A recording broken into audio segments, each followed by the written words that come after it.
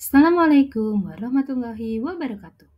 Saya Yulia Ningsih, calon guru penggerak Angkatan 10 Kabupaten Gunung Kidul, akan menyampaikan tentang Jurnal Refleksi Dwi Mingguan, Modul 2.2, Pembelajaran Sosial dan Emosional. Model refleksi yang akan saya lakukan adalah model Driscoll. Model ini diadaptasi dari refleksi yang digunakan pada praktik klinis Driscoll dan Teh tahun 2001. Model yang dikenal dengan model Watt ini pada dasarnya terdiri dari 3 bagian, namun dapat dikembangkan dengan berbagai variasi bergantung pada pertanyaan detail yang dipilih. Model Driscoll yang pertama adalah Watt, deskripsi dari peristiwa yang terjadi. Apa yang terjadi, apa yang saya lihat, dengar, alami, dan apa reaksi saya pada saat itu. Yang kedua, So What, analisis dari peristiwa yang terjadi. Bagaimana perasaan saya pada saat peristiwa itu terjadi dan apa hal yang berubah dari pendapat, pemikiran, atau apapun yang Anda yakini sebelumnya. Yang ketiga adalah Now What, tindak lanjut dari peristiwa yang terjadi. Dukungan apa yang saya butuhkan agar bisa menindaklanjuti refleksi saya? Bagian mana yang sebaiknya saya kerjakan lebih dulu? Dan apa hal baru yang ingin Anda bagikan kepada rekan atau lingkungan Anda? Tahap yang pertama, What? Deskripsi dari peristiwa yang terjadi. Pada modul 2.2, pembelajaran sosial dan emosional ini kami mempelajari modul yang membahas mengenai konsep dasar pembelajaran sosial dan emosional yang dapat diterapkan guru kepada muridnya.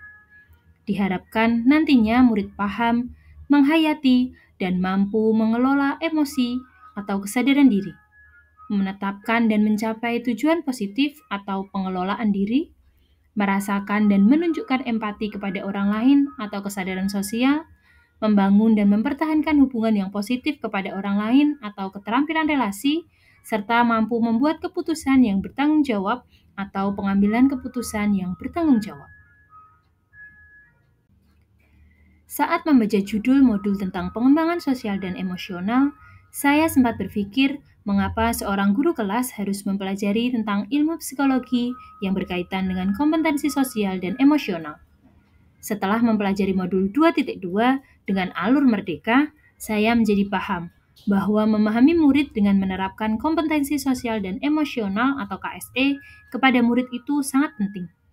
Murid harus memiliki sikap positif terhadap diri sendiri sehingga dapat memenuhi kebutuhan dirinya dengan menciptakan dan mengelola lingkungan dengan baik, sehingga akan berpengaruh terhadap meningkatnya capaian akademiknya. Tahap yang kedua adalah So What?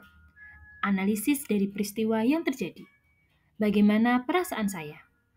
Saya saat senang telah mempelajari pembelajaran sosial dan emosional pada modul 2.2 ini, karena saya mendapatkan ilmu baru yang sangat bermanfaat bagi diri saya sendiri maupun murid saya nantinya. Apa pemikiran dan pendapat saya yang berubah?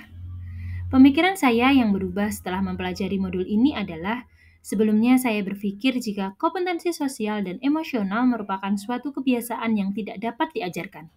Ternyata, melalui modul ini, saya sadar jika PSE dapat diajarkan melalui pembelajaran eksplisit, pembelajaran yang terintegrasi dalam praktek mengajar dan kurikulum akademik, serta penciptaan iklim kelas dan budaya sekolah. Tahap yang ketiga adalah Know What?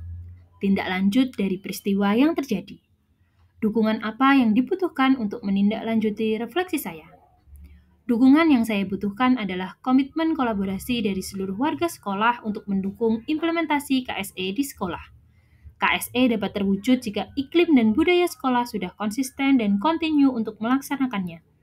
Selain itu, dukungan dari orang tua juga sangat penting karena murid lebih lama di rumah, sehingga KSE pun perlu menjadi kebiasaan di rumah. Bagian mana yang saya kerjakan dulu? Saya akan memulai dari diri saya sendiri. Saya akan mulai menerapkan pembelajaran KSE di kelas saya. Harapannya nanti akan menular kepada kelas yang lain dan mampu menciptakan iklim dan budaya sekolah yang lebih baik. Saya akan menerapkan KSE secara konsisten agar menjadi sebuah kebiasaan baik bagi murid.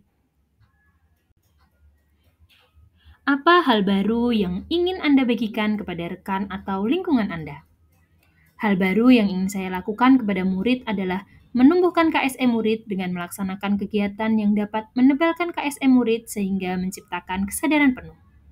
Bagi rekan sejawat, adalah membagikan ilmu yang sudah saya dapatkan melalui kegiatan berbagi praktek baik. Selain itu, mengajak rekan sejawat untuk mulai menerapkan PSE di kelas masing-masing agar menjadi sebuah kebiasaan baik di sekolah.